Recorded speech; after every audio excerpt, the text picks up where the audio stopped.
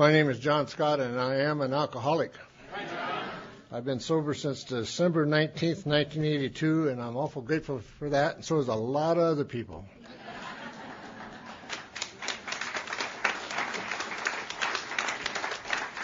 I kind of feel like they brought me all the way from Billings just to say a few words on behalf of the sinners after that last talk.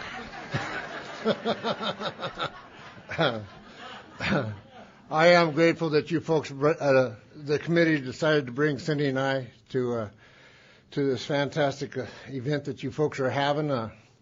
It's really nice. We tried to kill each other for many years, and now we get to enjoy some of the benefits of being in the program of Alcoholics Anonymous and Al-Anon. And I'm awful grateful that the committee decided to ask us to come. I really am. It's I don't know whether I'm going through a change in my program or my walk in this thing or what, but I have had so much fun in AA the last couple of months and the last couple of years for sure. But I mean, it's just like it's gone to a new level, and I love your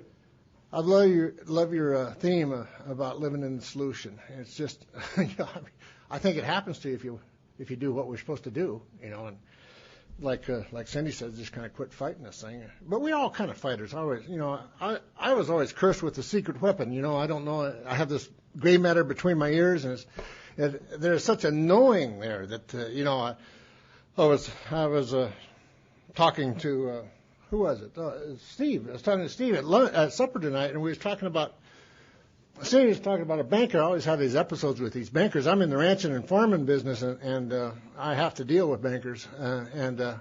One of these bankers that I was dealing with, I had been out buying hay all day, and me and this other guy. And now let me translate this for you. What that means is that we would get us a fifth of whiskey apiece, and we'd drive around and look at hay, And we'd been doing that, for quite a while, and we'd been discussing our banking situation because we both had the same banker, and we have this new banker now.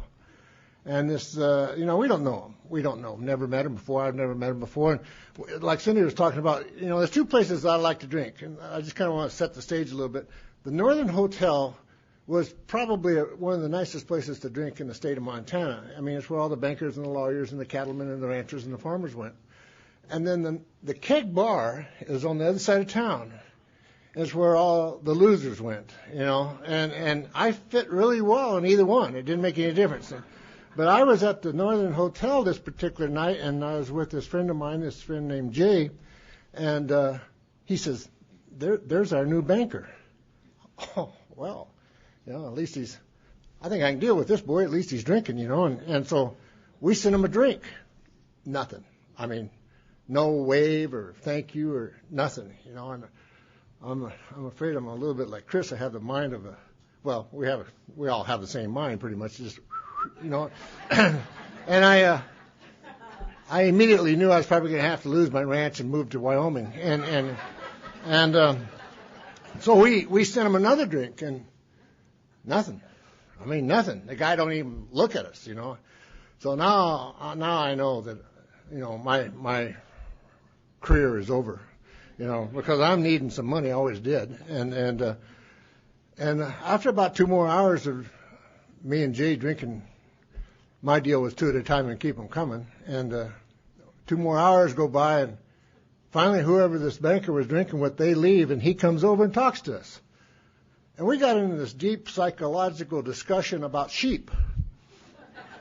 Now, I got to tell you something. I'm a rancher. I'm a cow rancher. I farm and I raise winter wheat and I raise cattle. I know nothing about sheep. Not a thing.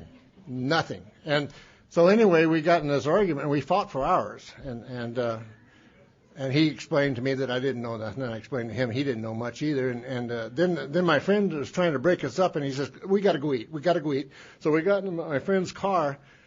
And this is how you impress a brand new banker that you've never met before. First off, you get in a fight over sheep, and then you get tired. And we were driving over to the restaurant, and I just got so tired, and I just passed out in his lap. And that's how you impress a banker, The only good thing about that is about 6 months later, I finally went to my first meeting of Alcoholics Anonymous, and about 9 months later, he walked in.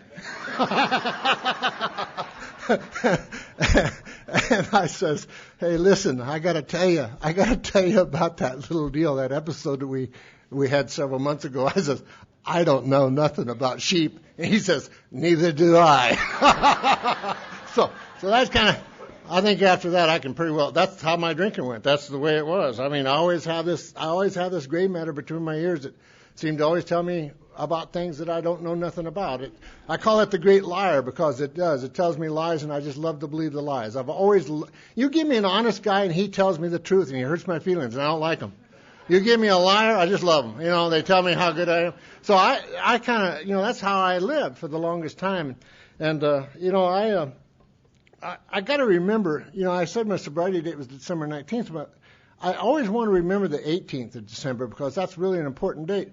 They say that you need to remember your last drunk. Well, I dang sure do. I remember it fairly well. I mean, a lot of my stories hearsay. Cindy will fill in the blanks all the time. She just loves, they love that. They always like to tell you about things that you don't really, you got to live like this. You got to live in a way that you can ask those people about what you did the night before, but ask them in such a way that they know that they don't know that you don't know. You know what I mean? There's like, you want to kind of approach it delicately because you don't want them to know that you don't remember nothing. But, and so you kind of, I know she'd lie. She'd sit there and she'd tell you how bad it really, really was, just drive you crazy. And, I mean, that's why I drink. There it is.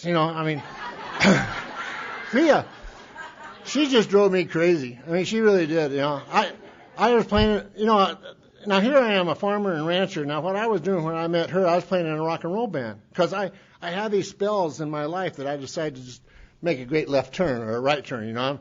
I'm doing one thing and then all of a sudden overnight I'm doing something. I've had stores. I've done all kinds of different things. Mostly every one of them a failure. But I just like keep trying something different all the time. I was raised a farmer and a rancher. That's the only thing I really know. So I tried everything else. And I find myself waking up on the 18th of December in a basement. I'm the kind of guy who goes out for bread on Thanksgiving, and I get sidetracked, and I have a few drinks with a few friends. I'm only going to have a couple. That's what we have is a couple. And I'm going to sit down and I'm going to have a couple of drinks, and then I get the bread at the cake bar. It's open on Thanksgiving, and I don't know what happens. It's the 18th of December. I mean, some time has passed.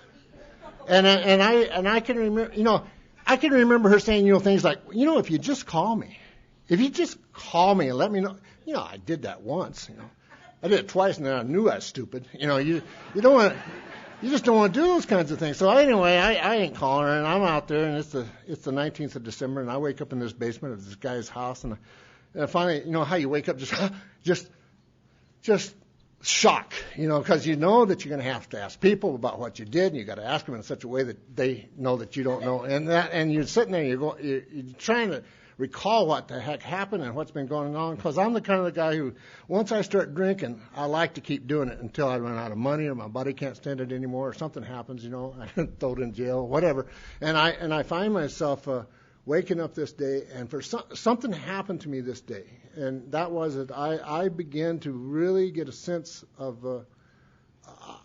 that I had to change something in my life, because I had been trying to kill myself for a while, sticking a gun in my mouth, wanting to pull the trigger, and I couldn't do that.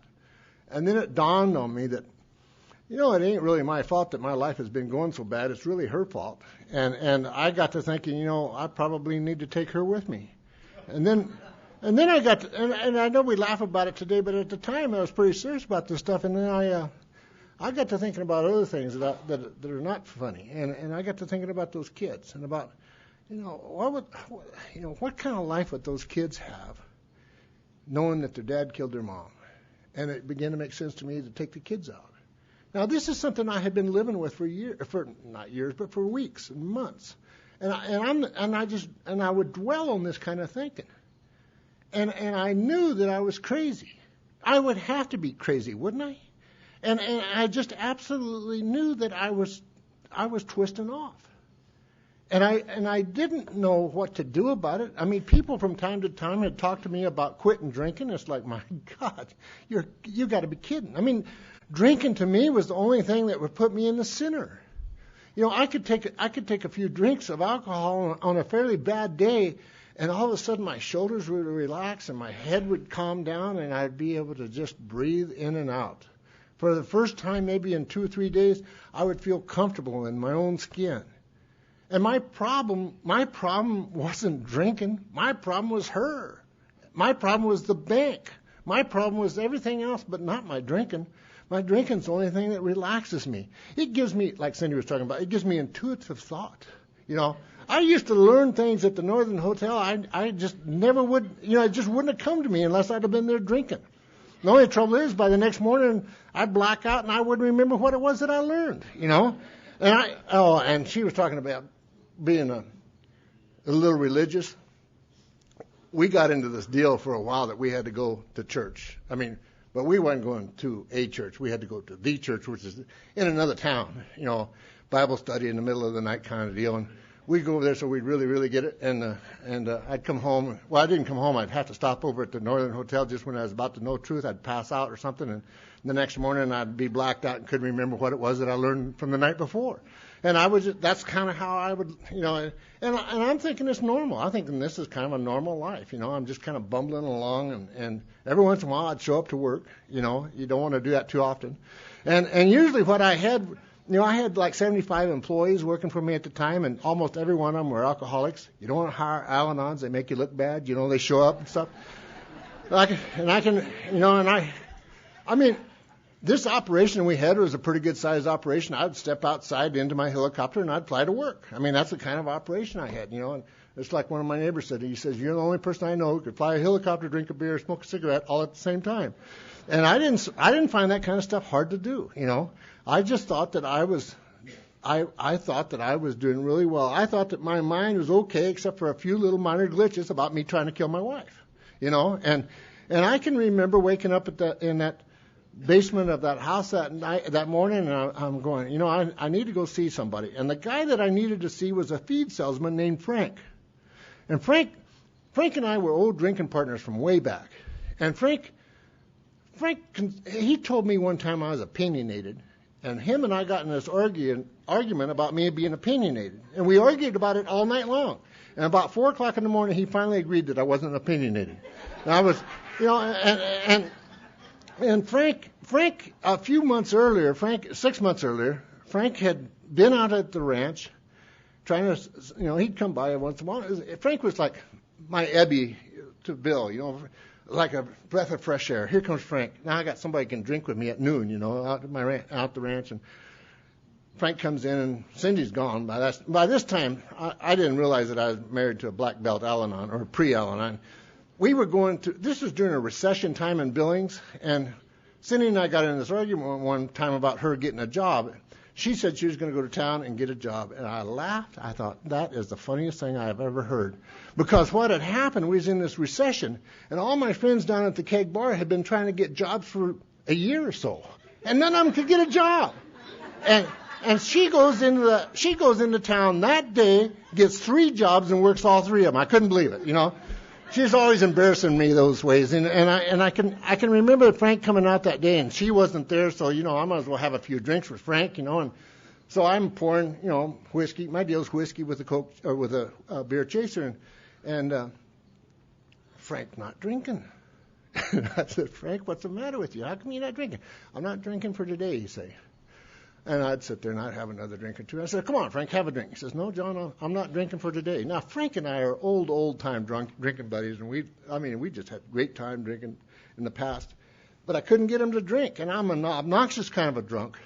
If you don't want to drink with me and have fun, I'll have fun with you while I'm drinking, And this bar that we had in my house was down in the basement, And I'd get down there, I'd be drunk down there a lot of times, and Cindy was a little touched, She left out a lot of parts, and I always like it better when she talks first. That way I can kind of fill in some of these blanks, because I would be downstairs drinking with my buddies, and she'd be. I'm talking about 2, 3 o'clock in the morning. She's upstairs above the bar was the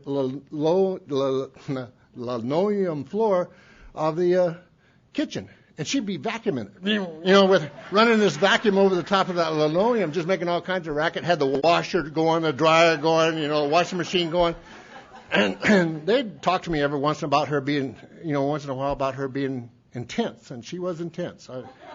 But anyway, it wasn't too bad right now at this particular time because she was at work, and Frank was sitting there, and I couldn't get Frank to drink with me. And finally, after a couple of hours, I kept saying, Frank, why won't you have a drink? He says, I got to go. Why do you got to go? I got to go to a meeting. Well, what can be such an important meeting that, you're not drinking with your old buddy John? And finally, he fessed up and said, he said, John, I'm going to Alcoholics Anonymous. And I said, Frank, Alcoholics Anonymous? He says, yeah. He says, I'm going to Alcoholics Anonymous.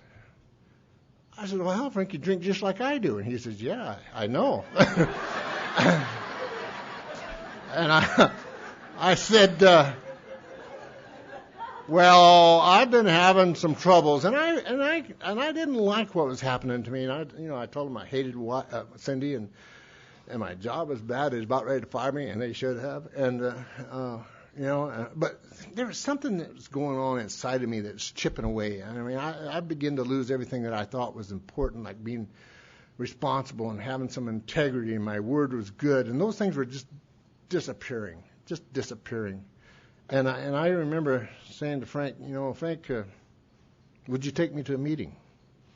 And Frank says, no. He says, I won't take you to a meeting. I said, well, why not, Frank? And he says, well, it's simple. Alcoholics Anonymous is for people that want to quit drinking, and you're not through yet. And, I can remember waking up the next morning, my God, you know what I almost did? I almost went to Alcoholics Anonymous last night. This drinking is getting out of hand. I'm going to have to start watching it, And what I want to be quick to add is that, Frank said, if you want to go tomorrow, I'll be glad to take you. But no, I'm not going to get that bad. I'm not that bad. I'm not going to go to Alcoholics Anonymous. Alcoholics Anonymous is where they teach you how to drink. And I already know how to drink. I knew I had the secret weapon. And so anyway, on December 18th, I woke up and I knew who I had to go see. I had to go see Frank because Frank had been going to you guys. You guys had warped him. He wasn't drinking no more. And Frank was getting a divorce and everything, but at least he wasn't drinking, And I've been in the process of getting a divorce from Cindy because she was just crazier than a loon. Anybody knew her she's nuts. And I went to my lawyer and I told him, I got to get a divorce here. This ain't working. He says, John, with your track record, she's going to end up with them kids. I didn't even hardly know I had kids until then, All of a sudden, it's I don't know if anybody in this room is like this, but you tell me I can't have something, that's the thing I want the most, And so I'm working on this deal about how am I going to get these kids and get rid of her, killing her made sense again. And so I find myself sitting there, Frank's getting a divorce. Maybe I can, maybe he gets sober. I don't know. I don't know. If you're new like I was new, my thought process lasted about 10 seconds. It's like I can't stand her. I just want to kill her. And 10 seconds later, oh my God, I love her so much. Cry and just bawl and then just be mad. And I always want to remember that last day I drank at the keg bar. This is December 19th. We'd gone to see Frank. And Frank was so tickled to see us, and he had this 20 questions. You guys seen the AA 20 questions? Nobody can pass it. Test. I knew the deal. You got this name that's hurting you to begin with, Alcoholics Anonymous. So you ain't getting them lined up to come in here, I'll guarantee you. So you got to have, it's really simple. You've got to have a trick to get people in here, and you've got this test. It's 20 questions. And ain't nobody can pass the test. He gives it to me, and he gives it to this other guy, guy named Johnny that I've been drinking with for the last several weeks. And we took the test. I cheated, and I flunked, it says like if you get 2 wrong, you're might as well hang it up. But if you're 3, you're done. You're done. I'm getting like 19 out of 20, And Frank he said, here, take the test. Johnny took the test. Johnny flunked it. I flunked it, and he says, he goes out and talks to Johnny, and we're already drinking beer. It's early in the morning. And I told Frank, I says, I'd sure like to go to a meeting of Alcoholics Anonymous tonight. And Frank says, well, I'm not going to take you. You can't go to AA tonight. And I said, well, why not? He says, well, look at you guys are drinking. He says, I'll tell you what you do. He says, you guys go ahead and drink all you want today, but tomorrow don't drink, and I'll take you to a meeting of Alcoholics Anonymous. And I've had people come up to me after the meeting and say, that's not right. Well, I'll, change the story when you tell it, but that's the way it was. That's what happened to me. And so I can remember we got in the car, and I was not too distraught. I mean, I'm going to go to AA tomorrow, but today, and that's, I was used to living one day at a time long before I got here. Today, I can go to the keg. And so I go to the keg, and we're at the keg bar. It's about 8:15 in the morning, and we're showing all these guys, there's 5 of us in there, me and Johnny and these 3 other guys, the 20 questions. And now I'm confident there is no way in the world that these 20 questions are anything more than a trap to get people to come to, because all of us in the keg bar at 8:30 in the morning couldn't pass the test. It's a simple deal. What's so funny about it today, whenever I let Cindy's Al-Anons take it, shoot, they pass it. I mean, it's no big deal, I don't know what they do, and they don't even cheat. But even today, when I try to take the test, I still can't pass it, So I guess I'm in the right place. But anyway, I just want to remember how much fun I was having at that keg that last day, I mean, I would be over in the corner crying because I was so alone and so lonely. And you'd come over and sit down and want to talk to me. And I'd want to fight you, And then you'd leave, and then I'd be crying because I was so lonely and alone, And that's basically my last day of drinking, There wasn't a lot more going to it than that. Every once in a while I'd have to go in the bathroom, and then I forgot that I'd crap my shaps, and, the next time I don't even have underwear to throw away. I mean, it was just, some guys have done that here too, huh? Yeah, you lose track after a while. And it's just such a wonderful time. When you get to thinking about how good it really, really was, I always like to think about that last day. So it's important to remember that, I think, because sometimes we get to thinking about how it could have been or should have been. And I'll tell you, there's a couple other stories I'll tell you about my insane thinking, but that was one of my deals. I just forget sometimes. But anyway, next morning, Frank calls Cindy and says, don't let him drink. And Cindy had long since, she'd quit giving up on the idea about me drinking. And she didn't like Frank. She didn't like any of my friends. She just didn't. There wasn't nobody that I liked that she liked. And she was intense. And I can remember that next night, I didn't drink. I went to meeting. Went to my first. They met me across the street at a restaurant before I went to the meeting. And and I got to figuring it out pretty quick that they wasn't going to teach me how to drink. They were talking about not drinking. They were talking about, I know if you're new, they was talking about one day at a time. Don't drink one day at a time. But I knew that they was talking about a little more than one day at a time.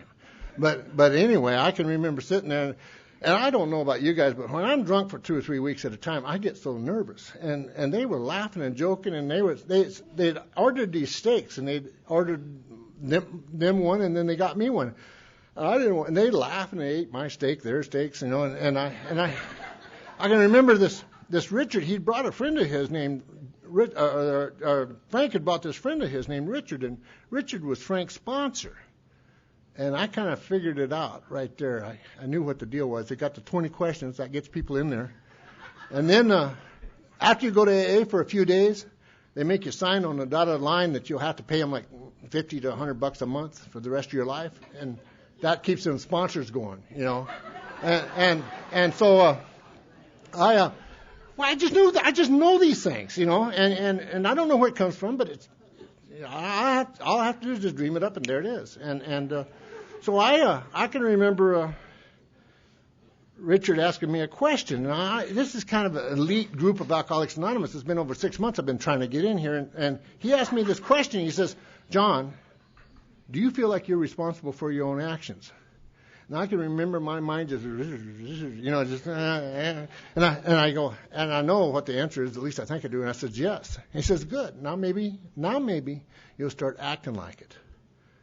Acting like I'm responsible for my own actions. I know the deal. He's been talking to Frank. Frank's been talking to Cindy, and Cindy's been telling him about how me not being responsible. And, and that's how my mind would work. Every time somebody'd say something, I'd figure out what the hidden meaning was. We went across the road there to the meeting that night. It was a great place for a guy to go to Alcoholics Anonymous, because you went in the alley and come in the back door. I was so embarrassed and so ashamed that I was going into a meeting of Alcoholics Anonymous.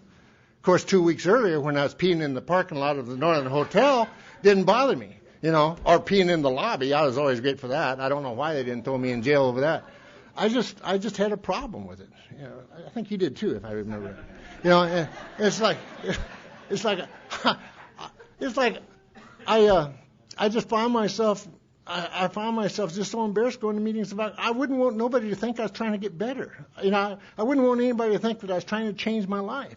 I've been a complete failure up until this point, and now I was embarrassed about going to meetings of Alcoholics Anonymous. But something happened. I walked in that room, and they were laughing and joking. And of course they were. They're all paid counselors. You knew it. And they were telling me stuff like this. There were some of them guys that had 15 years and not having a drink. Why? Why would you do that? And then some of them had 20 and 25, and they're lying. They got to be. Nobody. Why would you do that to yourself? But there was a guy sitting next to me, and I asked him, I says, how long you been here? He says, I've been here 2 weeks. And by God, he looked like it too. And I thought at least he began to believe the lie. And because of him, I thought, well, maybe I can stay sober for 2 weeks. A year is out of the question, but maybe 2 weeks. I can do 2 weeks maybe. I'd never done 2 weeks before, as long as I could remember. And now maybe because of Alcoholics Anonymous, maybe I can do 2 weeks. And that night they got to talking about this sponsor who I knew I was going to have to pay the $50 to later, and I didn't get to pick my first sponsor.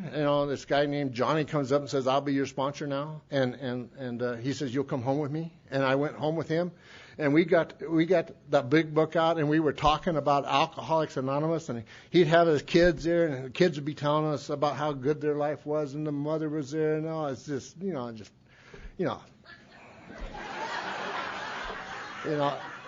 he had 7 years of sobriety, and it's just, and finally at 2:00 when the bars closed in Billings, Montana, he says, go home. All right. So so then I go home, and the next morning he calls up and says, come into town. So I go into town, and I'm sitting there at this place, and he was an auctioneer, and he had this, he had some time, and along about 10:00, here comes two guys from AA from the group, and they go with me for a while, and I was nervous. I was shaking and rattling and rolling. And they had this concoction, this honey and a K-roll syrup and orange juice and a handful of vitamins. I forgot what the vitamins were. We lost the secret, Put it in a blender and say, drink it. It'll make you feel better. Well, it didn't make me feel better, but I'll guarantee you after about 2 or 3 of them, I feel better. And so anyway, I can remember at noon, here comes 2 more guys. A little bit later, here comes 2 more guys, and they were relaying me, and they did that for about 2 weeks. And then the meeting would start, and I go to Johnny's house after the meeting. And we'd talk about Alcoholics Anonymous. And 2:00, he'd say, it's time for you to go home now. And I go home the next morning and just repeat over again. And I found myself being sober. I found myself sober for a couple of weeks. And I was amazed at how easy it was. I had never been sober as long as I could remember. I was always doing something. I'm doing dope, or I'm smoking, or I'm drinking, or I'm doing something always. But now all of a sudden I have been clean and sober for 2 weeks, and life is going pretty good. The only trouble with Alcoholics Anonymous for an alcoholic of my type, it works too well sometimes. Man, I made a big deal out of nothing. I've got the secret weapon here. I've got, they read those steps on the, there's people in that room that I begin to believe that they've been there for 25 years, and they still didn't know what the first 165 pages of the big book of Alcoholics Anonymous saying, because they'd say, I found something new in there just last night. I felt sorry for them. I really did, because they, this was not an above average group, and I always like to talk about my home group a little bit, because, it was just so weird. It seemed like whenever I was new, there's a little gal named Millie in there, and she's like a grandmother type, and she'd say, just look at all the miracles. And she get teary-eyed over this business about looking at miracles. And I ain't seeing nothing. I don't know what she's talking about, you know. And then there's this guy named Nick. And Nick was a guy, he'd walk up behind Frank and I because we'd be whining because our wives were treating us wrong. And he'd go, well, pour me another drink, you know. And Nick's favorite deal was, if you haven't been here for 6 months to a year, there is no reason at all for me to remember your name because you're just a visitor. It's like, geez, you know, this is a loving and kind group, you know.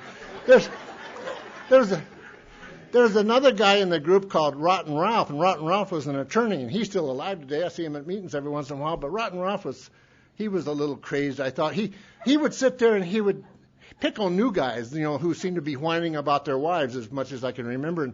And he would sit there, and after I'd get through talking, or whoever it was, some poor victim, he'd sit there and start hammering on them about how they were selfish and self-centered and egotistical knotheads, and just kill you. Verbally just kill you. And then after he got through, he'd always carry his dollar for the collection plate in his pocket, and he says, now, if I have pissed you off, let me be the first to buy you the drink, you know. That's no way to treat new people. Come on. Even I knew that when I was new, you know. And then there's this sponsor of mine. He was getting weirder by the hour. He really was. He'd call you up in the middle of the night and say, "You better get in here. They're in my closet. They're gonna break out and they're gonna get me sure as heck. Get in here." And I'm new, but I'm not stupid. Okay. I'm talking to some of the older guys in the group, and I'm telling them about this, and they say, "Yeah, he's getting a little twisted off, you know." Well, can't you help him? Isn't that what sponsors are for? You know, talk to a sponsor. No, his sponsor. He says he don't listen to the sponsor anymore. He don't listen to the group anymore.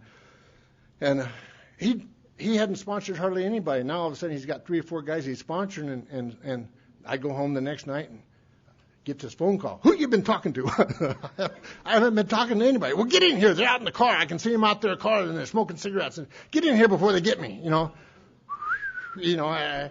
I'd hang up the phone, and there'd be one of Johnny's guys that'd call and say, "Have you talked to Johnny tonight?" I said, "Yeah, he's a little twisted off again, ain't he?" And, yeah, and then you'd hang up the phone, and then it'd be Johnny. Who you been talking to? Who you been talking to? You know, and this is when I'm just hours old. I bet you I hadn't had more than, you know, well, this is what happened. Within 45 days after me being sober, Johnny went out, you know, and Johnny had 7 years. And I'm going, well, how did that work? And the old guy said, well, this is how that worked. He got too well for his sponsor, and he got too well for the group. He began to know things that we don't know. And he began to be in charge of his life again. And I don't know what else was happening to him because he was seeing people that wasn't there and that kind of stuff. I don't know whether he's drinking or not. But he was gone. He was gone. And I thought, you know, now's my chance. I've been kind of abused right off the bat because I didn't get to pick my sponsor. And a lot of guys in that group had got to pick their sponsor. And this little blonde, I'd been looking at this little blonde for a while. And I thought, she's the one. She's got what I want. And so I went in there that night. And I was going to go up and ask her if she'd be my sponsor. And Richard came out of nowhere and says, "John, I'm sorry to hear, but your sponsor went out and got drunk." I said, "Well, I know that. I know that, but I'll be all right." And he says, "I'm going to be your sponsor." Well, I said, "Now, Richard, I really don't know if I want you to be my sponsor." Richard says, "I didn't ask you if you wanted me to be your sponsor." He says, "I'm going to be your sponsor." He says, "You need a sponsor, and I need somebody to sponsor. I'm going to be your sponsor." He always knew what I wanted. Always. He was a used car salesman, and within 2 weeks, he sold me a diesel car. Now, this is when diesel cars didn't have any pickup. You know, you'd floorboard them, and they just... She was not happy. She wasn't happy about anything during that time anyway, so it didn't make any difference. And I could just, you know, so anyway, now I got this Richard, and Richard was 3-piece suit, wingtip shoes, always dressed up to go into meetings. He says, "You always dress up when you go to a meeting. This is my church. You treat it like it's a church. You actually have to begin to learn how to have some kind of respect in your life, so you might as well start with Alcoholics Anonymous." He's just crazy about this respect for the program of Alcoholics Anonymous. He says, "It saved my life, and if you can get over yourself, it might start saving yours." And he'd have this 3-piece suit on. You could see his reflection in his shoes. He always wears a suit, and he smokes cigarettes just like this, just all the time. Just, I don't know. I know that some of you, there's some new people here tonight, and I hope none of you is like me, but I got so well so fast. I mean, AA was working for me good, and I got to where I began to know things that these poor people that had been in AA for a long, long time just were missing. They were just missing it. And I don't want you to think that I had a bad attitude or anything, but I'd walk in there every once in a while, and there's this hillbilly named Gerald, and Gerald would say, "How you doing, John?" And I said, "Well, Gerald, I hate my wife mostly, and I don't like God, and I'm not sure I like Alcoholics Anonymous anymore either." He'd say, no. I did that 4 or 5 times. He said, no, we're not going to do that no more. He says, "John, from now on, when I come to you, I'm going to shake your hand, and I'm going to look you in the eye, and I'm going to say, 'John, how you doing?' And you're going to say, 'John, why, Gerald,' you're going to say, 'I'm getting better in every way every day. Thank you very much.'" Now, here you got an honesty program, and you got me lying right off the bat. And I stayed in AA a little bit longer, and it just seemed like it got blacker. And I didn't realize that my problem was alcoholism, not drinking. I thought that my problem was drinking. And if my problem was drinking, all I have to do is quit drinking, and my life should get better. But I quit drinking, and my life is not getting better. My life, day by day, is getting a little worse. So now I've got about 3 months of sobriety, and I cannot stand anybody who's even close to me. And I don't know, my attitude got worse, and my attitude got worse. And I thought, that doggone Nick, he hasn't remembered my name yet. And I know nobody in this group has ever done that, but I think I'm going to teach this old guy a little bit, and I'm going to get him where at least he's going to remember my name. And I can remember going, "Nick," this is after a meeting. There's probably 8, 10 people around in the room. I says, "Nick, got a minute?" In my best humble approach. And he says, "Well, sure, John." And so I started to tell him about how bad my wife was. And he jumps up and screams at me. He says, "So you're an alcoholic." He says, "I don't care about your wife. You're an alcoholic. Now, what are you going to do about it?" And I said, "I've had enough. I can't stand Alcoholics Anonymous. This humiliation that these guys are putting on me." And everything. So I start to go for the door. Now, this is a crippled old man. He beats me to the door. He pushes me up against the wall, and he says, "Now, listen." He says, "Listen, son." He says, "You're wasting my time, you're wasting their time, and you're wasting your time. All you're trying to do right now is go out and get drunk. You are an alcoholic, and that's what you're trying to do. So you better get a hold of the deal, And out of nowhere comes this guy, this rotten Ralph with $1. And "Yeah, let me buy your first drink. Let me buy your first drink."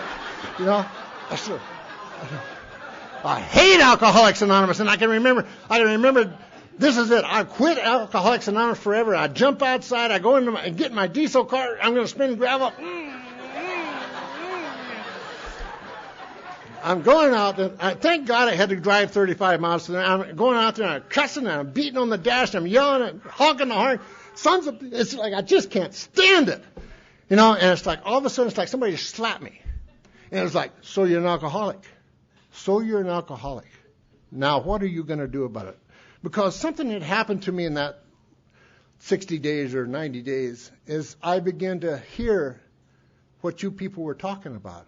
And I began to believe that maybe there was hope for me in here. And I can remember the next 24 hours or so. It's like maybe it was my first spiritual experience or my first spiritual awakening. Not experience, but an awakening. And I can remember that next day I got in that diesel car to go back to that meeting because there's no place. Where do you go? I mean, I had tried psychiatrists, and I'd tried doctors, and I'd tried lawyers, and I'd tried preachers and priests, and I'd done everything that I could think of. I had done everything that I could think of. There was nothing left that I could think of that I could do. And I got in that diesel car, and I started to drive.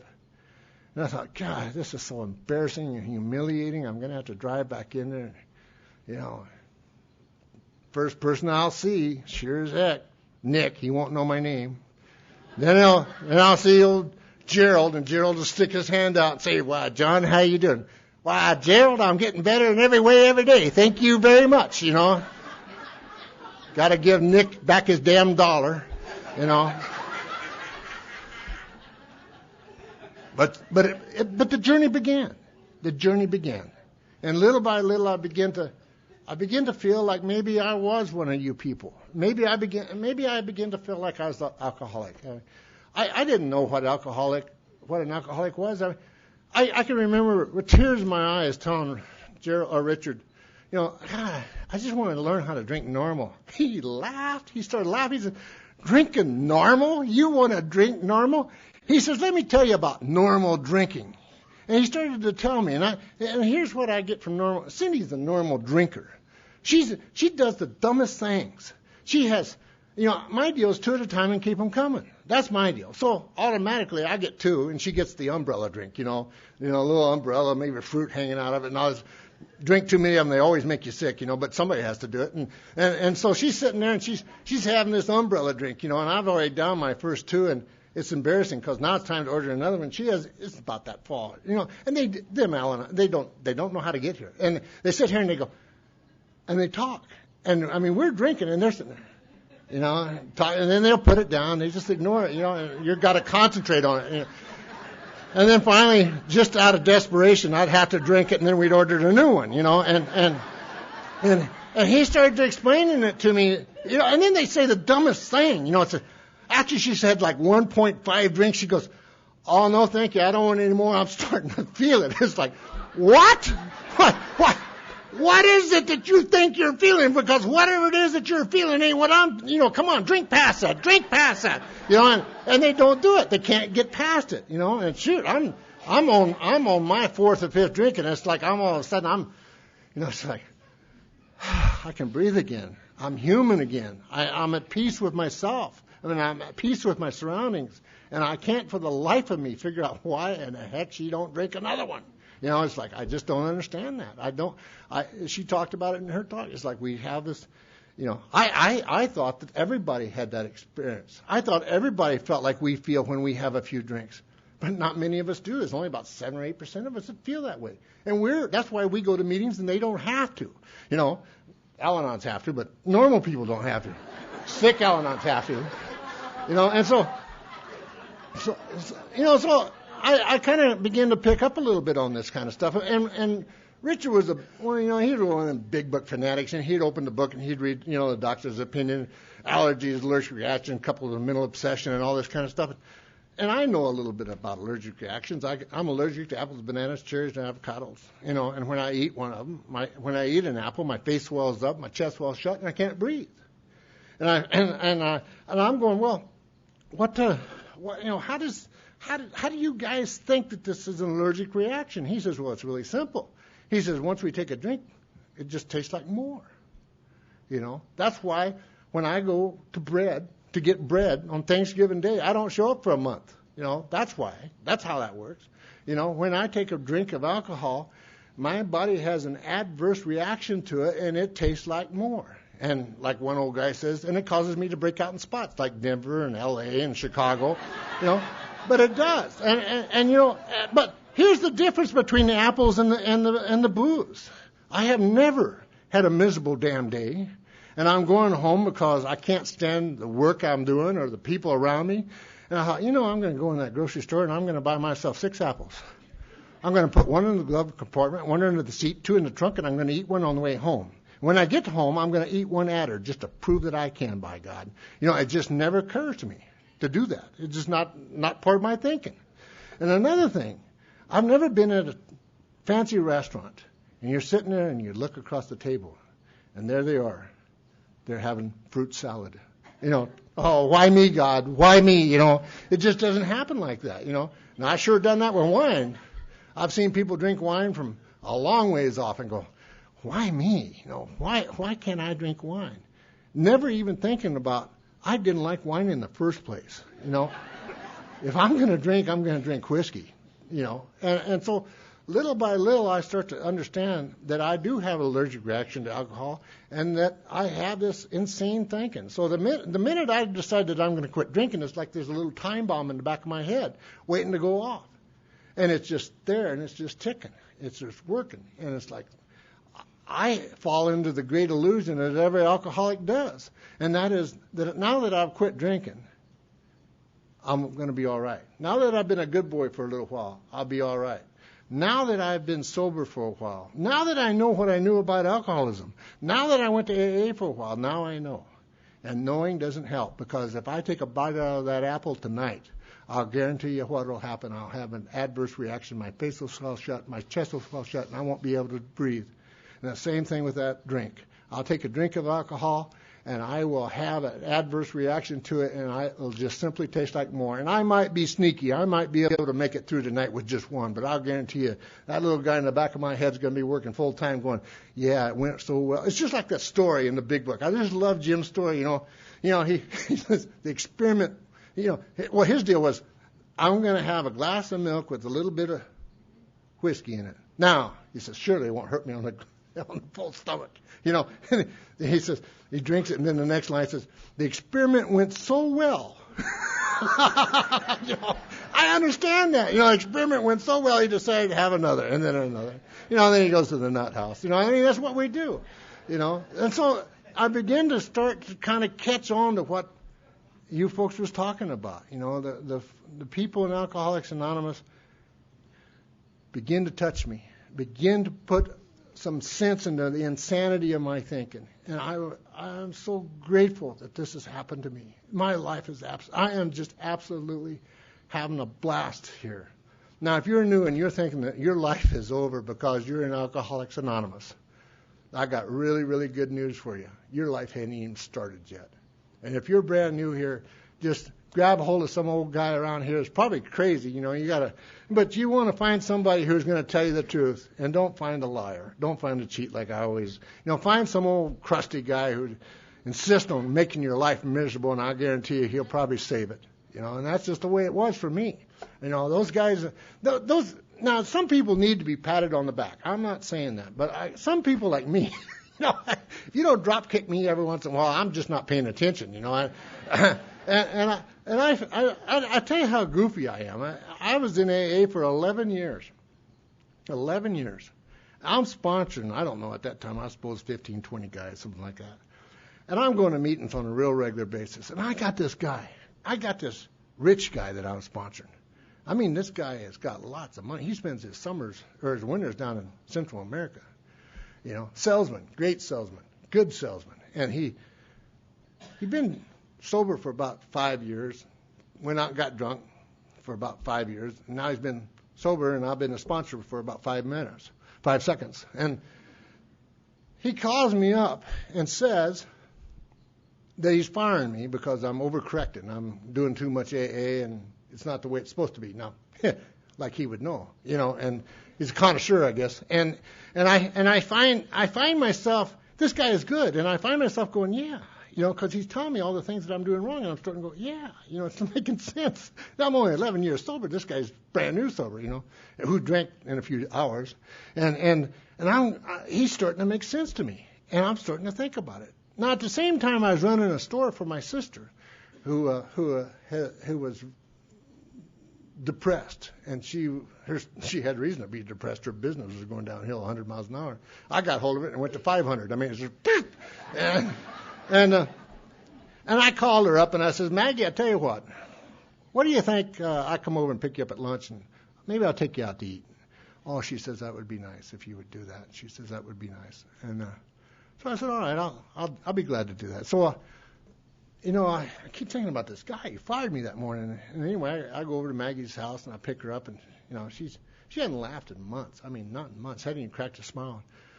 And I was telling her, I had this guy, and he fired me the day, and, he said I was overcorrecting. I said, I got to thinking, Cindy and I was just having a lot of bad luck at the time that I got to Alcoholics Anonymous. And, probably the truth of the matter is, I drank a little bit, but it wasn't that bad, and it's, now that times have passed and things have gotten better, she started laughing, and she's over there, and I'm driving down the road, she's over there cracking up. And then she gets goofy about it, and she's really laughing and yells at me to get to a gas station right now. And I pull into this gas station, and she runs into the bathroom. And she comes back still laughing. And I said, what the hell's so damn funny? And she says, God, you are crazy, aren't you? And I said, what are you talking about? She says, you don't remember? She says, you don't remember the last 3 years you drank? We didn't think you was going to make it. We knew for sure you wasn't going to make it. You never drew a sober, stinking breath that whole period of time.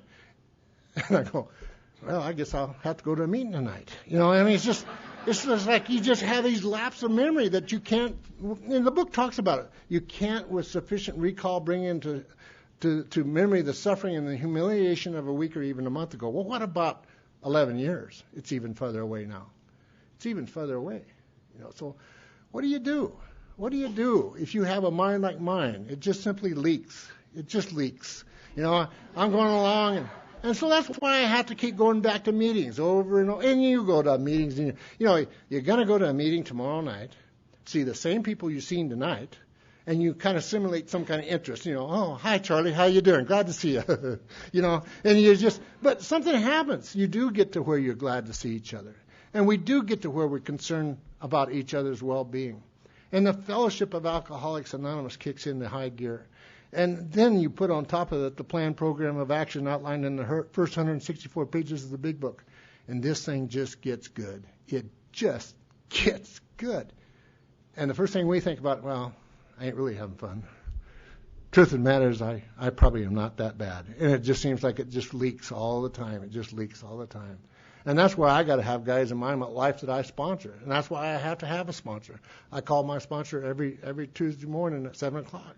And I report in. And I say, here I am. What do you think?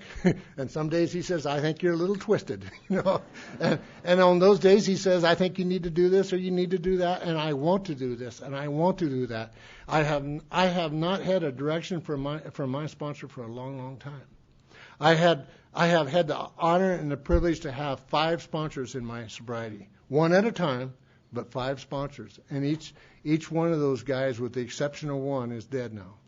And my sponsors have taught me how to live, and my sponsors have taught me how to die. I have just absolutely... Richard, I would go in and see Richard when he was on his deathbed, and I'd ask him how he was doing, and he'd say, don't worry about me. I mean, this guy... I wouldn't be doing that. I'd be, but he said, don't worry about me. He says, take care of my nurse. Make sure she's doing all right. Kind of keep an eye out for her. She's working too hard. How do you do that? What happens to people in AA when we start working this thing? How can people like us, who are all social misfits for the most part, we can't hardly walk and talk and chew gum at the same time. And I find the people in Alcoholics Anonymous the finest people in the world, for the most part. There's some butt heads in here, of course. But there's a lot of, there is nothing any more beautiful than a new guy or a gal when that light comes on, when that spark happens. And you know what is sad to me? Some people come here and they never see it. They never get the picture. And I don't know whether we're totally self-obsessed like the book says, but I think it's probably got a lot to do with it. I love the cow joke. I love that cow joke. I wonder what the cow's thinking about me. It reminded me of one of my guys. He's up there talking. He talks for about 20 minutes about himself, and he says, "Okay, enough about me now. What do you think about me?" It's just amazing how that is. But it's like something happens to us, and if you're in AA and you've been in AA for a while, and AA is dull and boring, and it's not like it was in the olden days, whatever that was, 15 days ago or 15 years or whatever it was, if it's not quite like it was, then I suggest something. I suggest that you grab hold of a new guy and watch the lights come on, and I'll guarantee you what, AA will not be dull, boring, and glum, because to me, there's nothing like it. To me, there's absolutely nothing like it. All of a sudden, out of nowhere, you begin to see things that you just never dreamed possible. There's a little gal in our home group. Her name was Margaret, and she'd say, them that go to meetings stay sober, and them that don't. And I can remember thinking, what a lame message, Because Margaret was fit up right up there with the rest of those guys. You'd call Margaret 6 months from now and ask her, go ahead and share with us, Margaret, and she'd say, "Hi, my name is Margaret, and I'm an alcoholic, and them that go to meetings stay sober, and them that don't." And I'd go,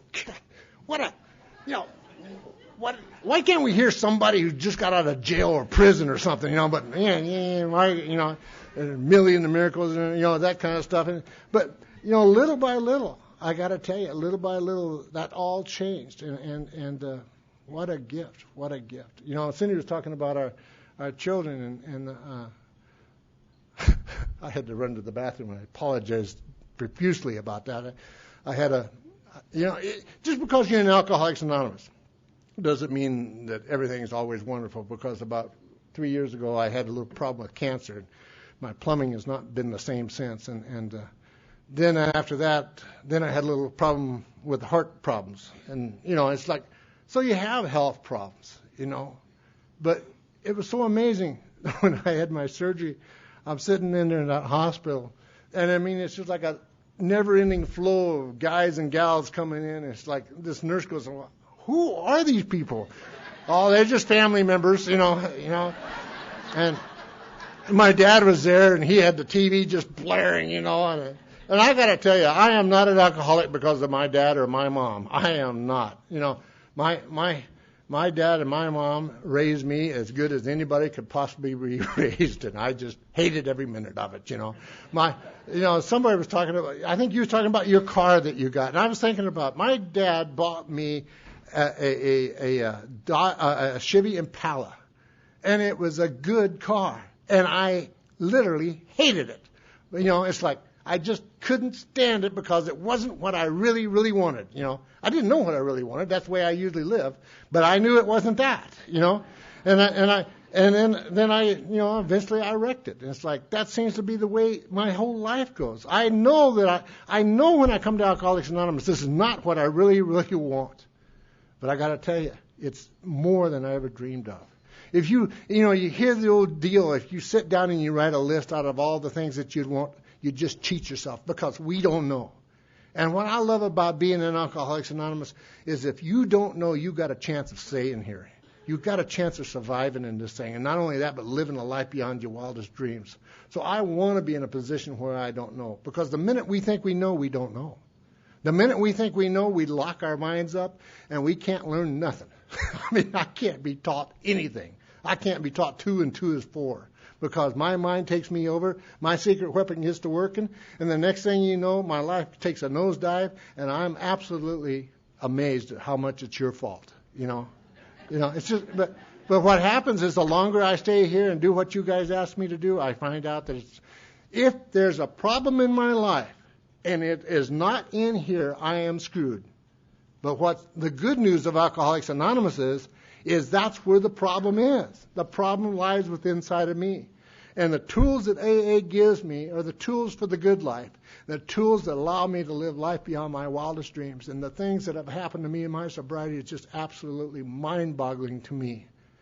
And it's things I would have never dreamed of. For instance, being here tonight. Why would I want to come here and be with you folks tonight? And the reason is really simply, is when I come here, I see a whole lot of miracles. Millie was right. There's a tremendous amount of miracles. And we have 8, and then we have 8, and we have 8. And I have heard stories, and I just love the stories I hear everywhere I go in Alcoholics Anonymous. And we don't only eat physically, but we eat spiritually. And you feed me. You feed me on a daily basis, and I need to be fed. What a blessing. What a blessing. I thought my life was over. And Cindy was telling you that just a little while ago, my daughter gave me some good news here the other day, that her and her husband, after, they both got long-term sobriety. He's got like 17 years. She's got 13. And they're going to have a baby, and I'm going to be a grandpa. And I didn't even want to be a father till I got to Alcoholics Anonymous. And then I got to feeling bad about not being a good father. And the nice thing about Alcoholics Anonymous is we have all kinds of opportunities to set those things straight. You bring me your kids, and I try to treat them like they were my kids, because you treated my kids like they were your kids. You people taught me how to have a marriage. I got to tell you a little story about Richard. I was having just a heck of a time with my marriage with Cindy. I'd been AA maybe 6 weeks, maybe 2 months, and she was going, "You wasn't that bad. Why are you going to those stinking meetings? Stay home. When am I going to get mine? When are you going to start taking care of your children?" And my sponsor, Richard, I'd go tell him, and he'd say, John, I got to tell you something. He says, your wife is really sick. He says, now don't tell her this. And don't you Al-Anon jump out of your chairs at this either. And he says, I'm going to tell you something. She is an Al-Anon, and they are sicker than we are. And he says, I'll tell you why. He says, because you and I went through those years, and we had a sedative, but they did it stark, raving sober. And he says, there it is. He says, but don't tell her. So I jumped in the car and ran all the way back to the ranch, told her, said, just what Richard said, just thought I might want to. Yeah. He came to me early on in my sobriety and asked me, now, tell me about your marriage. Well, I know he knows because he's been talking to Frank. Frank's been talking to Cindy. He's got all the dope, And I said, well, I'm getting a divorce. He says, now let me get this straight. You're the one that's getting a divorce? I says, yeah, I'm getting a divorce. I've been to the lawyer, spent lots of money already. He says, okay, you'll stop that right now. I said, wait a minute. You don't understand. I'm married to a crazy woman. He says, oh, hell yeah, she's got to be plumb out of her stinking mind living with you for 14 years. She's got to be crazy. But he says, right now, we got you grouped. There's only 2 of you. He says, if we turn you loose, there'll be 60, or there'll be 4 of you, there'll be 16 and 36 in no time. He says, you guys will multiply like rabbits. He says, right now we got you confined. He says, you do not know how to have a relationship. He says, you don't know how to have a relationship. And what we're going to do, since we don't make any drastic changes for a year, what we're going to do is we're going to work on having a relationship with her because she's there. She's handy. He says, and what you're going to start doing is you're going to treat her with kindness. You're going to go up to her and you're going to tell her tonight, you're going to tell her that you love her. Now, here it is. They're lying. They got me lying again, And I tried to bring that up to him. He told me to shut up. And he says, you're going to tell her that you love her. But he says, you kind of got this down, but her and I both know you're a liar. So we know that you're a liar. What you're going to do is you're going to start showing her that you love her. And boy, my ears, because I hadn't been in the big bed for I don't know how long. And he says, no, that's not what we're talking about. That's not what, he says, what you're going to do is you're going to go home. And you're going to pick up after yourself. You're going to wash the dishes. You're going to take out the garbage. You're going to pick up in the bathroom with the towels and stuff and hang them up. He says, you're going to start doing that stuff. You're going to start showing her that you love her because you don't know how to do that. And I said, I don't think I want to do that, And he says, all right. He says, I'll tell you what I'm going to do. I'm going to give you a carrot. If you do it, and you do it right, because she's an Al-Anon, it'll drive her crazy.